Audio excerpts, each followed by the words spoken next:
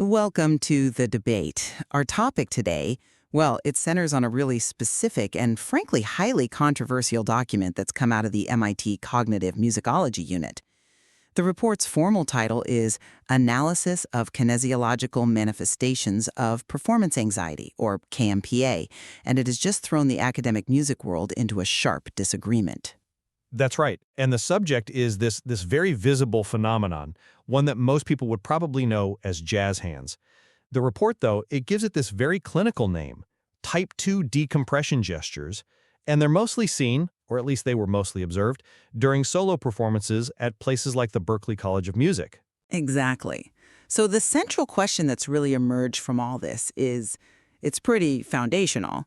Does the very specific empirical evidence that MIT collected, which I should add characterizes 92% of these movements as involuntary stress responses masquerading as artistic flair, does that evidence mandate that we adopt a purely scientific, physiological interpretation of musical movement? Or do these gestures remain, fundamentally irreducible parts of artistic expression? Which is a position that critics of the report are defending very, very strongly. So today, I'll be arguing for the validity and really the necessity of adopting that empirical data, the data that classifies these movements as KMPA. I'll insist that we have an obligation to address the physiological reality that this rigorous data has revealed. And I will be challenging the inherent limitations of that kind of empirical analysis. I'll argue that reducing these complex performance movements down to purely biomedical metrics fundamentally fails to capture the core of artistic intent, expression, and, I think, the cultural evolution of choreographic language. So for me, the MIT report really represents a triumph, a precise, measurable data collection in a field that's, traditionally been dominated by subjective interpretation. The methodology they used was, it's pretty sophisticated. They synchronized thermal imaging of the performer's wrists with this detailed real-time analysis of micromuscular contractions, which the report just calls MMCs. The whole point was to bypass subjective takes and gauge the raw physiological response to pressure. And this rigorous analysis led to the definitive finding that 92% of the gestures they saw were in fact involuntary stress responses. Crucially, the research connects these symptoms to what it defines as a suboptimal acoustic-haptic interface. Now, that's a technical term, but it just means there's a physiological disconnect between the performer's intended muscle action and the feedback they're getting from their environment, which is often made worse by stage conditions, pressure, even the synthetic fabrics in their clothes. The data is unambiguous. It's a scientific conclusion about performance physiology and, frankly, performance safety. And that phrase, involuntary stress responses masquerading as artistic flair, I think that has to guide how we understand this now. Okay, I will concede immediately that the data collection is rigorous. No one is disputing the precision of the thermal imaging or how they measured these subtle muscle spasms, the MMCs. But I have to fundamentally reject the interpretive framework they use to classify these gestures. Artistic expression cannot, just by its very nature, be confined to the realm of purely empirical data points like wrist temperature or the frequency of microspasms. The MIT approach, I think, suffers from a really critical deficiency. It treats a cultural and choreographic phenomenon as if it were a purely medical symptom. I see. And this deficiency was highlighted, almost immediately by the response from Berklee. They rejected the report, saying it was, and I'm quoting here, deficient in choreographic terminology and unable to comprehend the sensitivity of Vibrato Artisticus. That term, Vibrato Artisticus, it speaks to an existing recognized expressive language. Reducing these complex movements to clinical labels like type 2 decompression gestures, well, it just ignores the potential for intention, for cultural adaptation, and for a genuine aesthetic function, regardless of where the movement might have physiologically started. Art requires a conceptual clarity, a respect for established terminology that I find is it's utterly lacking here. Look, the 92% finding from the MMC analysis isn't just a high number, it's a statistical indictment of the entire performance environment. And this finding gets an alarming amount of validation when you look at the qualitative data, the direct anecdotal confessions the researchers collected. These testimonies from performers directly linked the physical symptoms they saw too well to crippling performance anxiety. You just have to consider the flautist, Jackson Featherstone, who confesses that he hasn't actually felt his fingers since 2019. He says he only feels sequence and existential dread. Now, that is not a subjective artistic choice. That is a clear manifestation of KMPA, confirmed both by the instruments and by the performer's own harrowing experience. I fully acknowledge that, and I actually welcome the fact that the report has brought this extreme pressure to the forefront. I mean, that confirmation of the environment's toxicity, which is what Jackson Featherstone's comment really speaks to, that's probably the most valuable part of this research.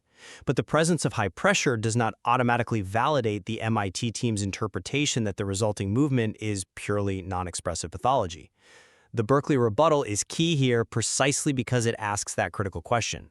How can a system that's focused exclusively on measuring these tiny muscle spasms possibly analyze the aesthetic meaning of a movement that's already recognized in performance circles as Vibrato Artisticus? I mean, the MIT report is trying to define an artistic phenomenon using only biomedical metrics. And in doing so, it just completely fails to account for expressive nuance. I understand why you'd foreground the internal terminology, but the physiological evidence really mandates a shift in our priorities. When a physical phenomenon is diagnosed with 92% certainty as KMPA, and it's linked to a distinct physical cause, this suboptimal acoustic-haptic interface, the focus has to move from aesthetic interpretation to performer safety and stress remediation. It's a physical problem we can solve. When Cassidy O'Meara's anonymous statement notes her symptoms are just, quote, an attempt to discover if I still have bones beneath my oversized sweater and the pressure to secure a stable gig, that powerfully shows the underlying reality is distress, not flair. We can't prioritize the subjective aesthetic when the data overwhelmingly points toward a measurable physical cost. That's an interesting point about remediation, though I'd frame it a bit differently by questioning the general applicability of the findings. We have to consider the context here, which to me suggests a possible institutional bias, maybe even an agenda. The report itself references comments from Juilliard sources that imply their academic demands leave no time for such kinesiological deviations. Now, that framing immediately reinforces the idea that these gestures are not universal medical indicators, but specialized, maybe even stylized academic tics tied specifically to the environment at Berklee. If these gestures are truly universal KMPA, why are they so heavily associated with this one school? The MIT report, whether consciously or not, might be using the language of science to pathologize a localized performance culture. We can't just divorce the science from the sociological context. I'm just not convinced by that line of reasoning, because the core mechanism of the involuntary stress response is tied to specific, quantifiable factors, the pressure combined with things like synthetic fabrics causing that interface issue. The KMPA diagnosis is focused purely on physiological reality. Whether students at Juilliard have different demands or wear different costumes is frankly irrelevant to the fundamental finding. When pressure and these environmental factors intersect, this physiological tic, the KMPA, it manifests.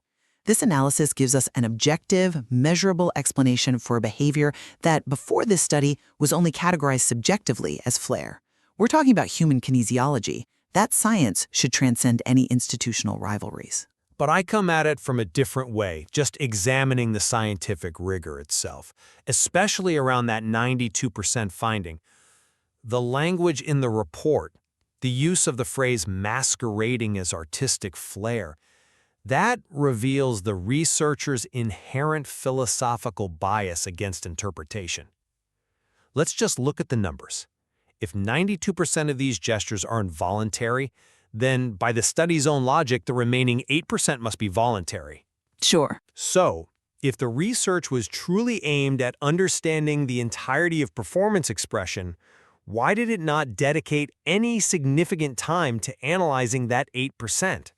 Why is there no discussion of the qualitative differences between the voluntary 8% and the involuntary 92%?